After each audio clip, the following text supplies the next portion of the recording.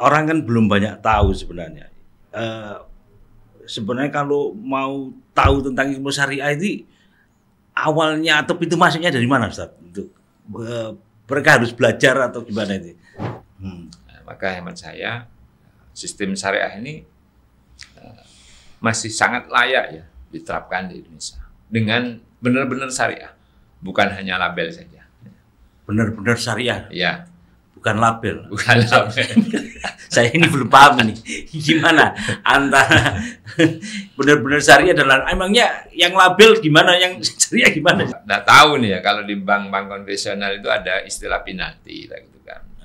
Jadi kita memang di Indonesia ini kayaknya memang tapi orang, ini kan nggak telat tuh. Malah mau kalau ngelunasi itu istilah kena penalti gitu. Iya, iya. Padahal penalti itu kan kalau telat sebetulnya. Tendangan bebas. Ini orang mau melunasi kena penalti. Lah iya.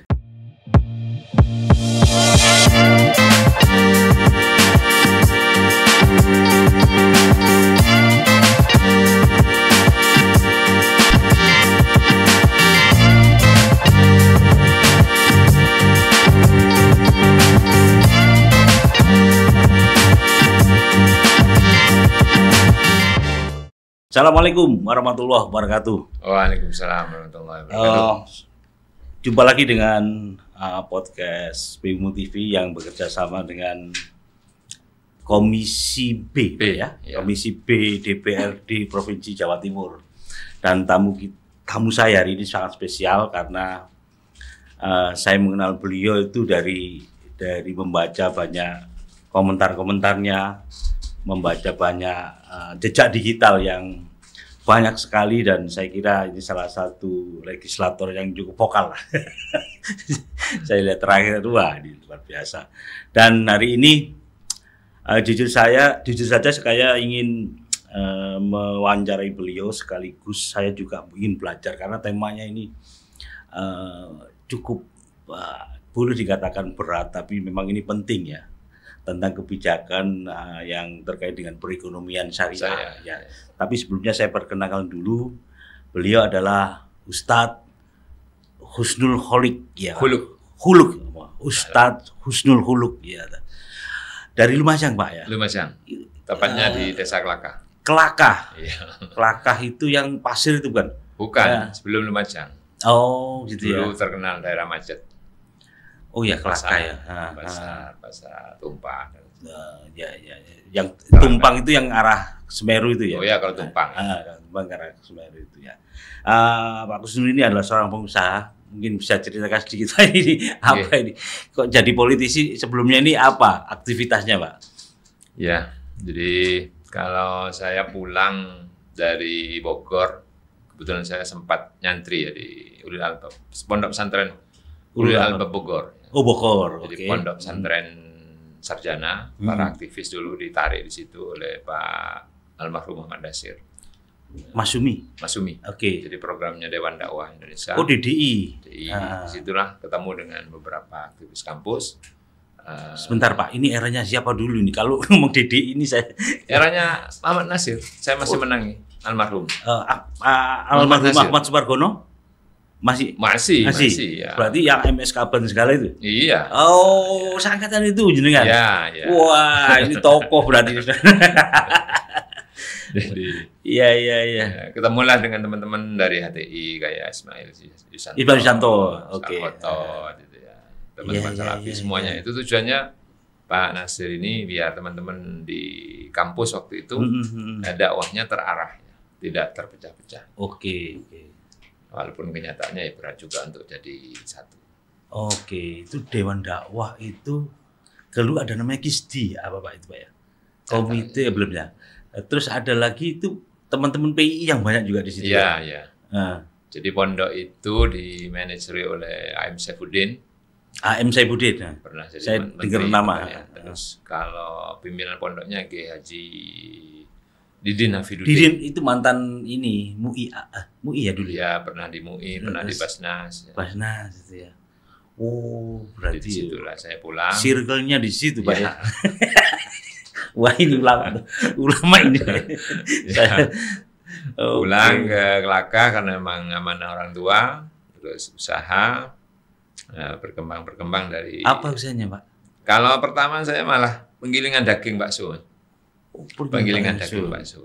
Apa bentuk yang sudah jadi atau belum, masih ya, proses? hanya jasa aja. Jasa orang mau giling daging untuk bakso itu. Setelah itu berkembang, saya menemukan passion yang cukup, yaitu pelihara ayam peternakan. Iya, betul. Oke, peternakan. Di tahun 2000 saya memulai ayam potong itu. Disitulah sebetulnya ketemu ya rezekinya di situ ya. Sehingga saya berpikir waktu itu, kenapa orang kok bingung untuk jadi PNS, bingung jadi pegawai, kalau dengan pelihara ayam aja waktu itu ya, itu sudah luar biasa penghasilannya. Oh gitu ya. Sekarang ini ya peternakan ya. Masih ayam sedikit. Tapi ada produk tulisnya nggak, misalkan dibuat apa begitu, Pak? Enggak ya, khusus. Jadi mitra itu, Pak. Jadi Okay. kemitraan ya. Jadi inilah sistem ekonomi Indonesia yang sebetulnya ada sisi kurang bagusnya juga. Jadi kalau yang tidak ikut mitra dengan plasma yang besar-besar ini pasti akan digilis, pasti akan hancurkan. Itu banyak pengalaman itu. Ya. Oke, Pak Usul, wah menarik sekali ini karena circle-nya dari aktivis ya, aktivis terus jadi pengusaha itu. Ya mungkin sangat related lah untuk. Nah, Pak Ustadz, ini saya panggil Ustadz, tidak apa-apa ya? Bapak. Ustadz, ini orang bicara tentang perekonomian syariah. Ya. Ini apa sih sebenarnya perekonomian syariah? Mungkin dijelaskan panjang nggak apa-apa, Ustadz, biar saya ini juga bisa belajar, Ustadz. Ya, kita di Islam ini kan sebetulnya diajari untuk mengutamakan di akad kan. Jadi skala sesuatunya itu sah tidaknya itu kan di akad. Oke. Kita ketemu orang lawan jenis, ya, ketika di akad walaupun hanya semacam itu, kadang orang mosok ngono sok sah. Disitulah sahnya pernikahan. Ketika sudah melalui akad dengan segala macam rukun itunya. Juga perjual beli itu juga harus ada akad. Disitulah yang dimaksud dengan aturan syariah itu. Walaupun tanda kutip orang kadang mendengar kata syariat itu sudah a priori. Ada stigma ya. Ini kata kejem ini. Karena itu aturan yang dibuat oleh Islam untuk mendapatkan nilai-nilai keberkahan. Karena kita berbicara di masalah ekonomi ya, ini keberkahan yang ingin kita cari, bukan banyak jumlahnya, tapi ada nilai-nilai keberkahan. Alhamdulillah Jawa Timur juga sudah ada ya cikal bakal perda syariah perekonomian itu ya. Itu luar biasa yang sebetulnya memberikan peluang kepada masyarakat Jawa Timur untuk melakukan transaksi di perekonomian ini yang berlatarkan syariah. Jadi awalnya itu menjadi akad itu semacam satu komitmen begitu saja. Itu sangat menjadi syarat krusial. Ya. Syarat mutlak ya untuk memulai bisnis sekarang. Kita kalau tidak akad kan tidak sah untuk ketemu suami istrinya itu. Syariahnya di situ. Iya. Nah, terus Ustadz, orang kan belum banyak tahu sebenarnya.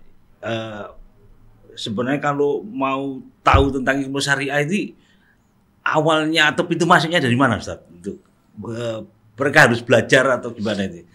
Ya, namanya pengetahuan harus belajar ya, belajar dan praktek. Saya kebetulan di Kelaka itu awalnya belajar melalui pendirian teman-teman BMT, Baitul Mal Tanwil. Baitul Mal. Itu karena keprihatinan kita melihat pedagang-pedagang kecil di depan rumah saya itu, kebetulan saya rumah di depan pasar. Ya, pasar. Itu banyak orang-orang pedagang kecil itu, tak lihat setiap hari itu yang nagih sampai 5-10 orang. Nagih itu utang. Apa? Nagih utang. Kayak Bang Didil begitu. Ya. Itu di tempat saya itu dikenal dengan Bang Jeguk. Bang Jeguk. Kalau di Lumajang namanya jeguk itu bahasa Jawa ya. Kok geger. Ya Sehingga gitu ya. saya mikir kalau cuma orang jual sayur terus didatangi sampai 10 orang, gimana dia mau bangkit? Awalnya dari situ berarti. Iya. Oh, jenengan Sehingga saya ngajak teman-teman, ayo kita coba belajar tentang perekonomian Islam. Sehingga masyarakat ini tidak sampai terjerat dengan hutang-hutang yang begitu menjerat mereka. Artinya secara ekonomi dia rugi, secara hukum dia juga dosa. Kita yang tahu itu masa mau tinggal diam. ekonomi itu hukum dosa. Iya. Berarti lengkap ini. Lengkap Sudah ini. Sudah suge oleh dosa. Suge oleh dosa. Miskin ada. Masya Allah. Jadi gitu ya. Ya. Saya belajar. Itu ada berapa Ustadz waktu itu? Ya rata-rata. Enggak jumlah waktu yang di depan pasar itu. Mayoritas. Ya Pedagang kecil itu kena kayak itu. Mayoritas. Sehingga dia terlilit sistem utang riba itu ya.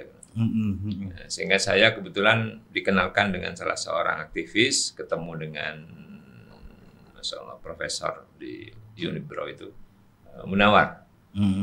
Itu belajar tentang itu, akhirnya berdirilah BMT waktu itu. Oh, jadi inspirasinya dari banyaknya orang kecil yang terjerat itu kan. Terjerat, tapi menarik nih untuk Bandedel. Hari ini saya kira masih ada itu. Oh iya banyak. Dan agaknya itu saya beberapa kali berbincang karena tidak ada pilihan. Iya. Kenapa itu, Ustaz? Ya karena kalau mereka harus pinjam ke bank ya harus ada jaminan, terus masih waktu lama. Kalau dengan ini kan langsung seketika itu mau pinjam langsung cair.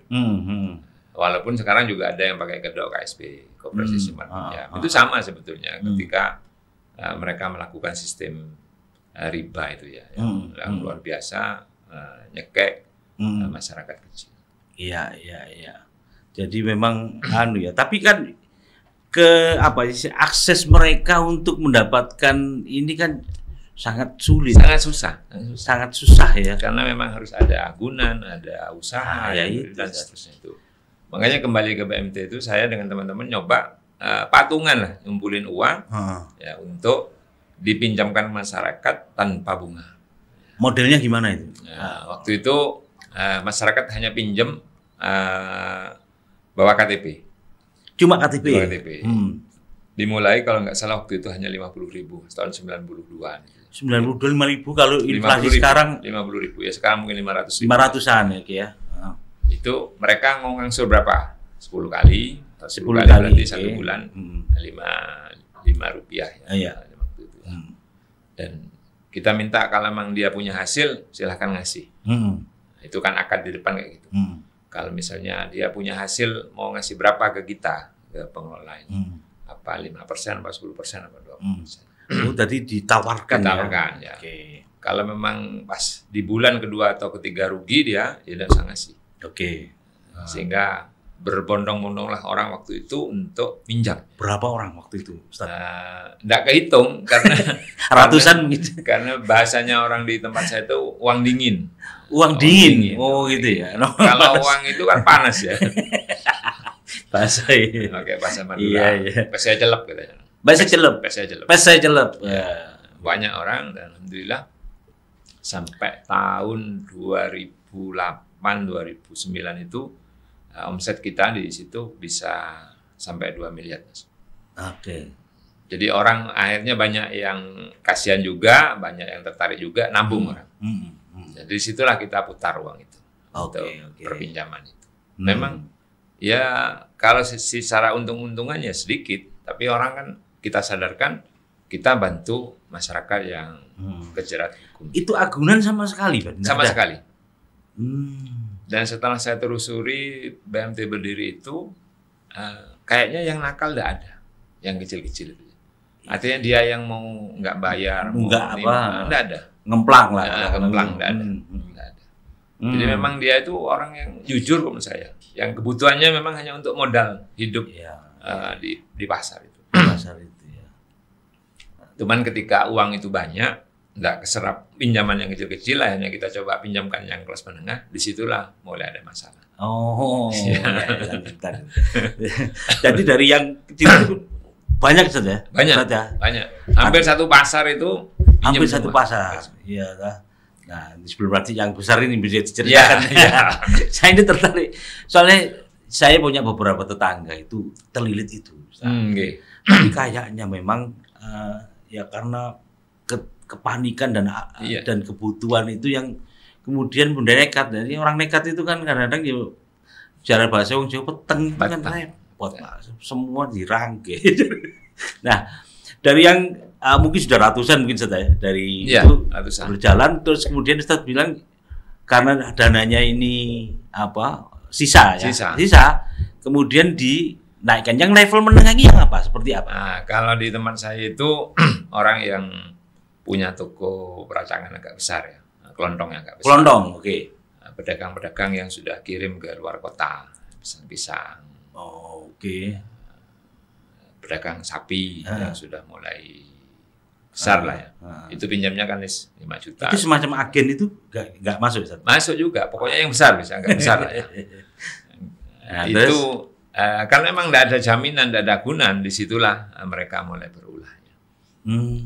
Ya mungkin memang tidak butuh sebetulnya dia mau pinjam itu, sehingga nggak produktif kan. Dia pakai beli motor, beli apa, jadi bukan untuk permodalan. Permodalan, pinjamannya untuk kebutuhan Ya. ini.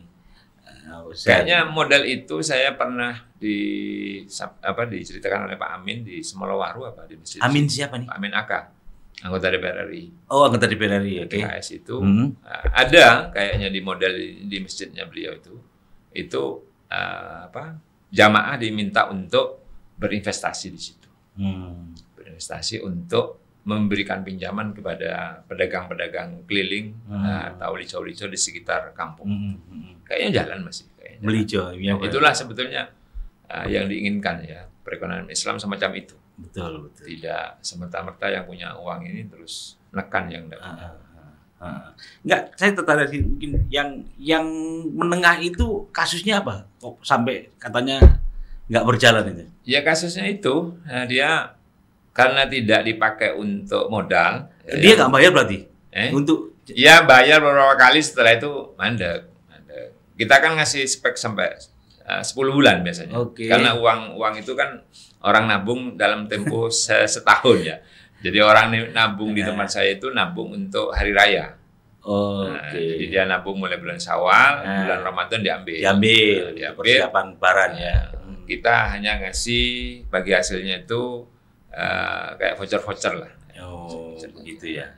Jadi yang nggak bayar itu terus nggak ditagih? Ya, yang nggak bayar ini susah ditagih. Yang kelas menengah ini ya, yang kelas menengah ke atas. Padahal kita pahamkan, kita ini ingin membantu orang-orang di bawah ini. Karena kan tapi ada ini perjanjiannya. Ya hanya perjanjian, tidak ada agunan. Oh, begitu ya. Jadi utangnya rodok meksa, nagihne angel teleponan nih. Ya, itu awal ya saya belajar. Tapi apa semua gitu? Enggak. Berarti kan ada kasuistis lah ya. Kasuistis, semuanya. Tidak semuanya begitu. Ayo menarik tadi siapa lagi kalau sebenarnya mau menolong kondisi ekonomi bawah itu kalau tidak melalui begitu. Saya punya tetangga sama dengan yang Anda lakukan. Cuma dalam kecil ya. Dia seorang pedagang kue begitu. Saya tulis banyak yang respon. Sekarang dia mau kerjasama sama Lazismu. Nah, iya. Untuk dia sebelum kan punya bank apa itu namanya, Bank Siska Jadi nggak tahu ini kelanjutannya. Jadi persis yang jenengan ceritakan tadi. Nah, cuma dia kelangkanya kecil, hanya berapa? Ya kan tinggal dibesarkan. Ya, itu. Artinya dicoba ini sedikit jalan, tinggal ditularkan kepada muksinin yang lain. Ayo ini bantu kita, bantu. Insya Allah selesai. Di lingkungan itulah minimalnya. Iya. Kita kalau katanya kalau ada kemungkaran kita diam saja kan ikut dosa. Nah ini apa ini ayatnya? Ar-Rahim apa bukan ya? Mengkana mungkaron fal yughayir biyadihi. Jadi yang tidak hanya ma'rufnya, mungkarnya ini harus diurus. Iya. Karena tidak sedikit orang yang bercerai, membunuh gara-gara hutang piutang ini kan. Betul. Karena memang banyak orang kalut gara-gara ini urusan begini ya. Orang anu ya. Nah, terus dari yang Anda lakukan di BMT itu kemudian besar, terus bagaimana Anda melihat di skup yang lebih besar lagi? Ya. Apakah ini ekonomi syariah ini masih urgent, suitable gitu atau gimana ya? Layak diterapkan atau cocok untuk kondisi sekarang gimana? Oke. Kalau kita kembali flashback ke masa Orde Baru ya. Begitu reformasi ini kan ekonomi itu jatuh. Ekonomi jatuh. Yang bisa bertahan kan orang-orang yang melakukan ekonomi dengan model Islami ini. Artinya pedagang-pedagang kecil-kecil itu yang masih bertahan. Tapi kalau orang yang punya utang di bank itu kan rata-rata jatuh. Nah, maka hemat saya sistem syariah ini masih sangat layak ya diterapkan di Indonesia dengan benar-benar syariah, bukan hanya label saja. Benar-benar syariah. Ya. Bukan label. Bukan label. Saya ini belum paham nih. Gimana antara benar-benar syariah dan emangnya yang label gimana, yang syariah gimana? Yang labelnya kan hanya namanya saja syariah, tetapi pelaksanaan dan pengeterapannya konvensional. Oh, gitu ya. Jadi orang mau kredit, mau utang, ada akad, tetapi si pihak bank ini tidak mau tahu dia rugi untung. Oh, pokoknya yang harus untung toh ya. Untungnya iya. Padahal di dalam syariah ini kan kalau ada untung, ada rugi harus dibicarakan. Ya, masyarakat juga harus terbuka. Artinya dia harus punya pembukuan kan yang jelas. Kalau memang bulan ini untungnya sekian, ya ditulis. Kalau misalnya bulan depannya rugi ya harus jelas jantelnya. Ini yang juga memang perlu ada kerjasama dari pemerintah, dari masyarakat harus ada kesadaran. Enggak, sebentar. Kalau pemerintah apa? Kan ini antara swasta dengan personal begitu ya. Pemerintah ini apa dalam pengawasan atau gimana? Ya, untuk pemerintah kan sudah sebelum BSI apa namanya? Bank apa sih? itu kan gabungan itu ya. Iya. Bank apa sebelum BSI? Sekarang BSI lah ya. Iya. Itu kan memberikan wadah ya untuk perekonomian kita agar melakukan model-model syariah. Sehingga ada yang niru BCA Syariah, Bank Yatim Syariah. Saya kemarin ke Jawa Tengah, rencana Jawa Tengah ini akan memerger semua bank daerah yang di kabupaten-kabupaten kota itu se-Jawa Tengah menjadi BPR Syariah. Hari Selasa kemarin, ke Semarang. Itu bagus ya. Jadi lalu di Jawa Timur ini ada BPR Jatim. Jadi ada Bank Jatim, ada BPR Jatim. Nah, BPR Jatimnya ini kalau di sana akan dimergerkan semuanya nanti menjadi bank syariah.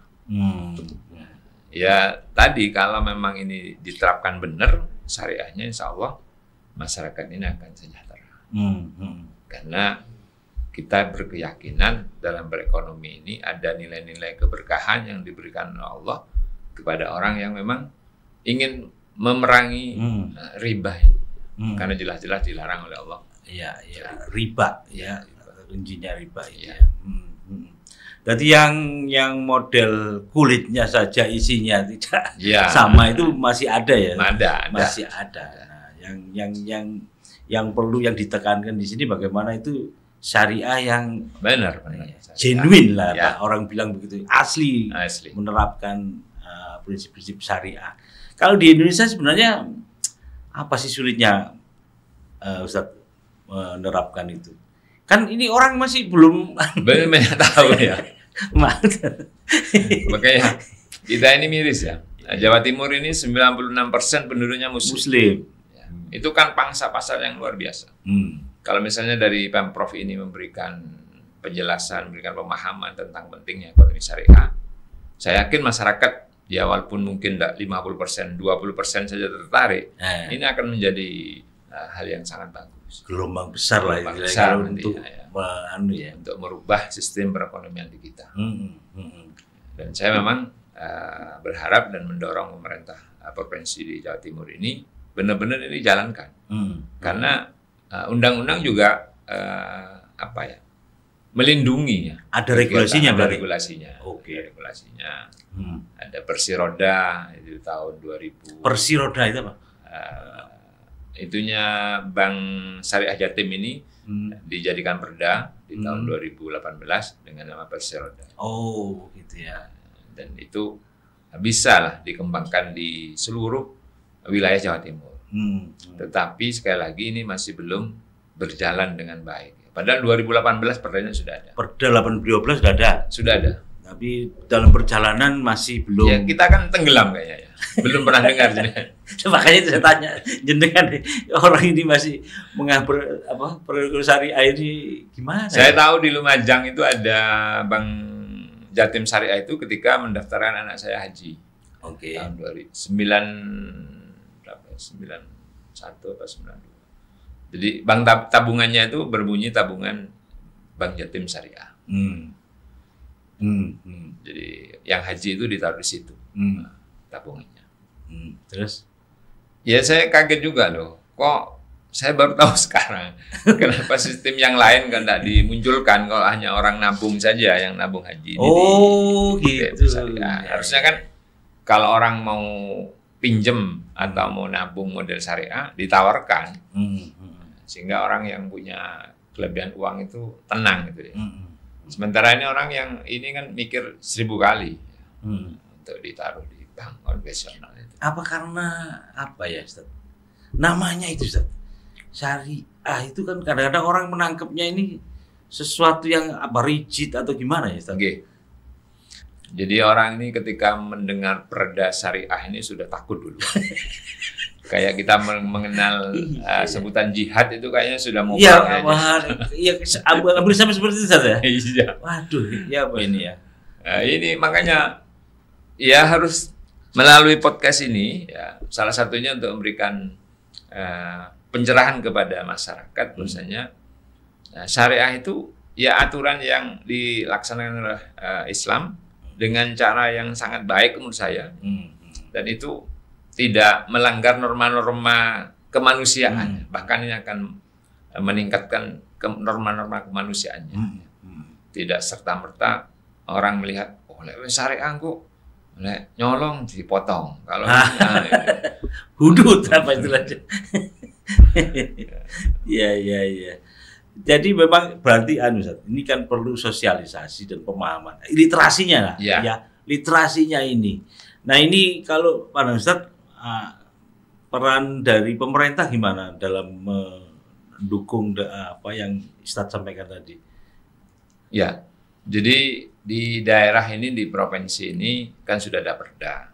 Tinggal perda ini memang tugasnya pemerintah, gubernur dan jajarannya beserta DPR semuanya untuk terus mensosialisasikan ke masyarakat. Agar masyarakat ini paham dan mau nanti melakukan sistem syariah. Apalah artinya ada perdanya, tidak ada sosialisasi, masyarakat tidak tahu ya sampai mati pun mereka tidak tahu. Oh tiba-tiba ono biar ketika ditanya oleh malaikat, kenapa kamu tidak melakukan syariah? Tidak tahu. Ya ini kan salah gitu. Ya ikut sosialisasi. Atau sosialisasinya kurang, Pak. Iya. Yang kedua dari pihak bank juga. Ya memang harus benar-benar apa yang saya tanyakan, saya sampaikan tadi. Yang genuine Yang genuine, bukan hanya sekedar pokoknya syariah. Ketika kita mau pinjem, mereka juga kadang bahasanya kayak biasa nih Pak, nggak usah ruwet-ruwet, pakai mudharabah, apa syirka dan seterusnya, kayak biasa nih wis. Nah itu yang salah juga ya. Tapi yang jenengan katakan benar Ustaz. Tadi beberapa temen ya yang itu tadi antara isi dan kulitnya itu nggak sama. Jenenge syariah tapi podo ae. Podo nega. Itu beberapa komentar gitu. Nah, ini kan kemudian menimbulkan apa? Experience yang kurang bagus. Ya. Kemudian getok tular dan sebagainya. Nah, ini menurut Ustaz gimana mendudukkan supaya bahwa periman syariah itu bukan dalam konteks kulit luarnya saja. Ya, jadi yang pertama itu kita tekankan ke masyarakat bahwasanya dengan akad yang jelas di simpan pinjam kita itu sudah lepas dari dosa. Kalau ada hal yang menyimpang, masih belum tepat sasaran, seperti beberapa hari yang lalu konstituen saya curhat kepada saya, dia pinjam ke salah satu bank syariah di Lumajang dengan anggunan SK pegawainya, pinjam SK pegawai, SK pegawai, ASN berarti apa P3K apa, oh, P3. pokoknya laku, masih laku. Ya, itu 50 juta. Setelah tenornya 10 tahun kayaknya.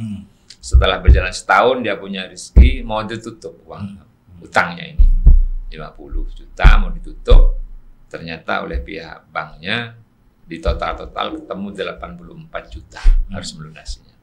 Berarti wis ngangsur setahun. Ngangsur setahun. Sek mana belum apa. ini bernama syariahnya gimana ini? Mendudukan syariahnya gimana? Di masjid cerita ke saya. Terus ya apa? Syariahnya di mana ini? Waduh, saya nggak tahu nih ya. Kalau di bank-bank konvensional itu ada istilah penalti gitu kan. Jadi kita memang di Indonesia ini kayaknya memang. Tapi orang, ini kan nggak telat tuh. Malah mau kalau ngelunasi itu istilah kena penalti gitu. Iya, iya. Padahal penalti itu kan kalau telat sebetulnya. Tendangan bebas. Ini orang mau melunasi kena penalti. Lah iya. Itu di masjid pas habis subuh dia cerita ke saya, ya coba tak pelajari kayak apa. Saya telepon ke teman BSI ya, karena ini memang tidak apa-apa saya sebut BSI saja.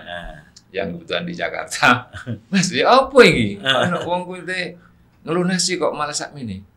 Bang, suruh mengajukan keringanan dengan beberapa alasan. Itu kan mereka harus dikasih pembelajaran ya, kasih pemahaman. Jadi ada syarat lagi ya? Ada syarat lagi. Kenapa dia harus nutup, terus mintalah untuk keringanan dan itu dinego. Ya minimalnya lah Mas, kalau memang dia sudah ngangsur setahun, ya minimalnya 50 itu yang dibayar. Pikiran masyarakat kan kalau karena sudah ngangsur setahun kan mestinya berkurang hutangnya itu dari 50. Ini kok malah bertambah menjadi 84. Wah. Yo gitu. Dan ini bukan satu-satunya. Bukan satu-satunya. Saya yakin masih banyak ya kasus-kasus kayak gini. Saya baru tahu itu ada apa itu. Akhirnya menggelembung ya. Menggelembung. Hingga apa yang sampean Mas Yudi tadi?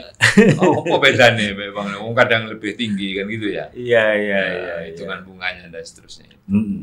Itu mungkin, yang Ustaz, yang terakhir ini. Apa tantangan terberat dengan yang mungkin Ustaz ingin gerakan dengan syariah ini di masyarakat ini, Mas? Sebetulnya kalau menurut saya tidak ada tantangan, ya. Tantangannya nggak ada. Tidak ada. Tinggal pemerintah ini mau serius apa enggak. Oh, nanti political will-nya ya. Political will-nya pemerintah, khususnya provinsi ini. Kalau kita tidak bisa berbicara secara nasional, benar tidak ingin menghilangkan sistem riba ini. Kalau memang mereka benar-benar tulus untuk membantu masyarakat kita Jawa Timur ini, ya tinggal kasih penyuluhan-penyuluhan. Masyarakat ketika tahu bahwasanya di cara syariah ini lebih mudah, lebih enak dan lebih berkah, tidak dapat dosa, pasti akan berbondong-bondong. Orang akan ya. Di mana orang tidak akan berbondong-bondong. Ini lebih enak, nyile, tidak ribet, terus kalau memang rugi ya suruh ngomong rugi, kalau untung ya harus ngasih keuntungan, dan akadnya jelas sehingga kita tidak kena dosa. Jadi political will dan komitmen pemerintah untuk menerapkan ya, menerapkan misalnya. Saya kira menarik sekali, Ustadz. Terima kasih, ini ilmu yang berharga bagi kita supaya nanti apa yang dicita-citakan Ustadz bisa terrealisasi lah dalam depan. Paling tidak jenengan sekarang jadi legislator bisa lebih punya power dorong legislatifnya dorong saja. Eksekutornya kan di gubernur. Karena memang di bawah ini urusan begituan itu luar biasa.